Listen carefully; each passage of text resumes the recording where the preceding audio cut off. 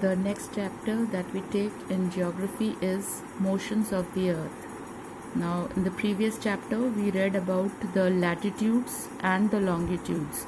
Now, these are actually not present on the map or on the earth. It's only for making the location of a place easy. These are man-made lines.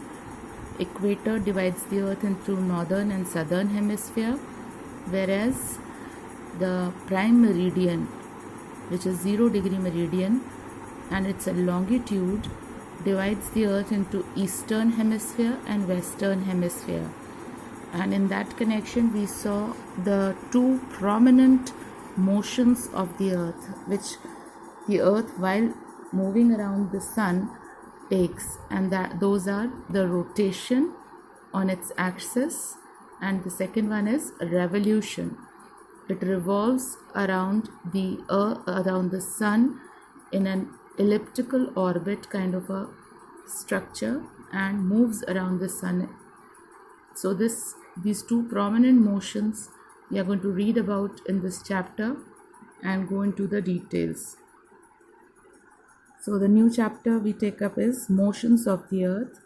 Since ancient times we have been interested in the heavenly bodies in the sky. We have observed that movements across the sky, but in the past it was thought that the other heavenly bodies, including the sun, circled the earth. It was only in the 16th century that Nicolaus Copernicus made it known that the earth was not stationary. Now, in the first paragraph itself, we see that the movement of the earth had always been the point of curiosity for the earlier geographers, and we come to know that earlier people believed that the sun was the object which was moving around the earth, because we saw that the sun rising in the east and setting in the west. So in the earlier times also, when people saw this, they thought that it is the sun which is moving across and moving around the planet earth. But later on, it was through Nicolaus Copernicus in the 16th century. Please remember this name, Nicolaus Copernicus. He made it clear. He first laid down the theory that it was not the sun which was revolving, but it was the earth which was moving around the sun, and sun being an stationary object. Moving further, when we look out from a moving train, we find that all objects, trees, houses, relief features, stations seem to go past us while we are stationary, but actually it is we inside the train who are moving, not the objects outside. Similarly, the earth and along with it everything on it, including us, is in motion. So now here they have given us a lovely example of a moving train.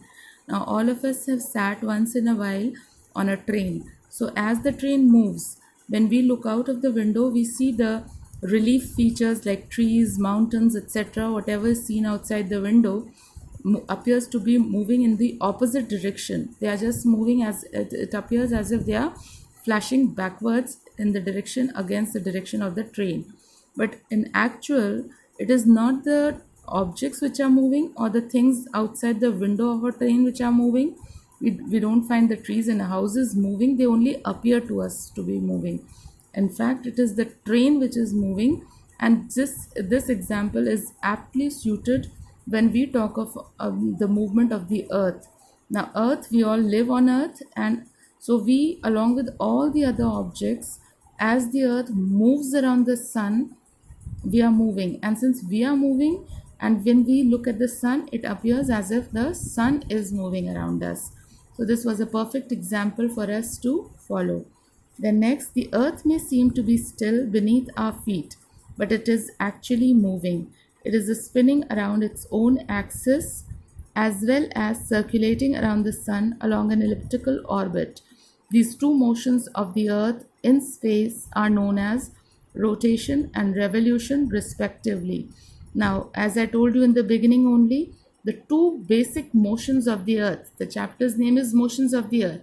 That means you're going to study in detail these two features, these two definitions, the rotation and the revolution. Now, rotation is on its axis, is spinning on its axis, and the earth spins around its axis. See this diagram? This is the imaginary line, which is a tilted axis. It is on these points the earth appears to be rotating, and in actual this process of rotating around along its on its axis is called rotation of the earth, and the movement of the earth around the sun being in the center, and when the earth rotates around it in on an orbit, elliptical orbit, that is known as revolution. With that comes your first activity. Please put a tick mark on this diagram. This is the first diagram which you will do in detail. Please see that you all draw this diagram in your geography copies on the blank side. Now with this we move on to the next heading called rotation.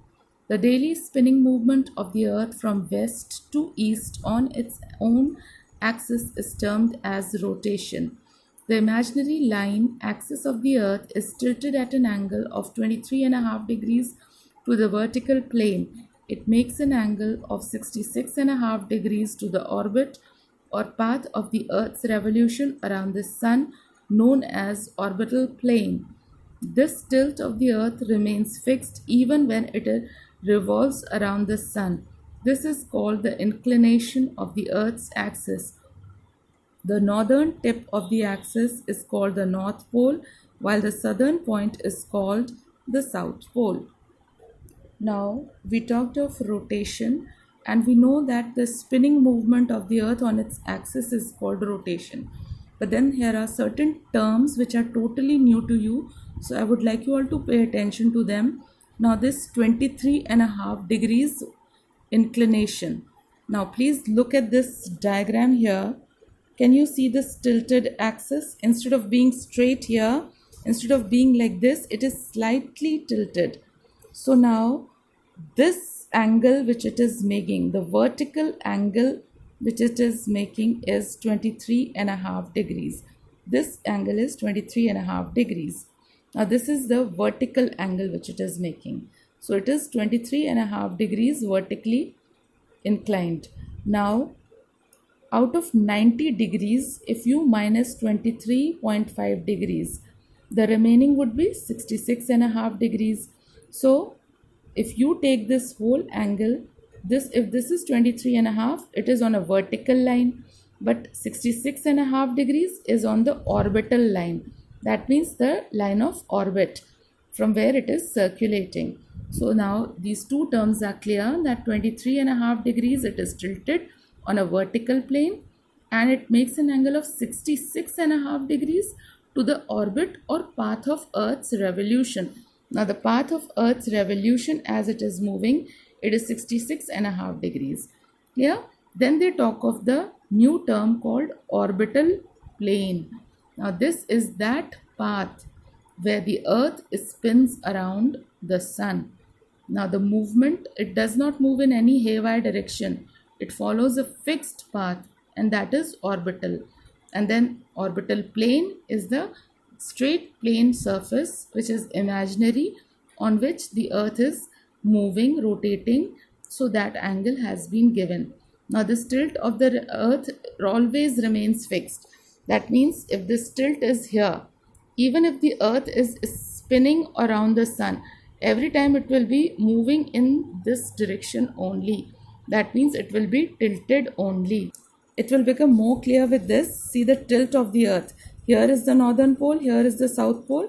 As it is moving here, again the northern and the southern pole remain the fix. That means this orbital tilt is always the same. See here also, northern plane, north pole, south pole. Even here, as it is rotating, the north pole, south pole, the fixed rotation is just the same point, and revolution is going around. So that means when the sun is here, the northern portion is getting more sunlight, whereas here, see this, the southern portion is towards the more sunlight. because of this tilted axis which remains the same throughout. Then the last point which they have covered is that the northern tip of the axis is called the North Pole and the southern tip is called the South Pole. Please see here, this northern tip of the axis is called the North Pole and the southern tip here is called the South Pole. We stop here, and before we stop, let me just give you a quick working of the things that you'll do till now for your geography class. You are expected to draw these two diagrams on the interleaf side, the blank side of your geography copies. You will write the heading of the chapter, Motions of the Earth. You will draw these two diagrams and then you will do the glossary that is given. These are the two here given on this page, and then there are few given on the other side of the page. So you are expected to do the things for your homework, the glossary and the two diagrams. I hope I'm clear. Thank you.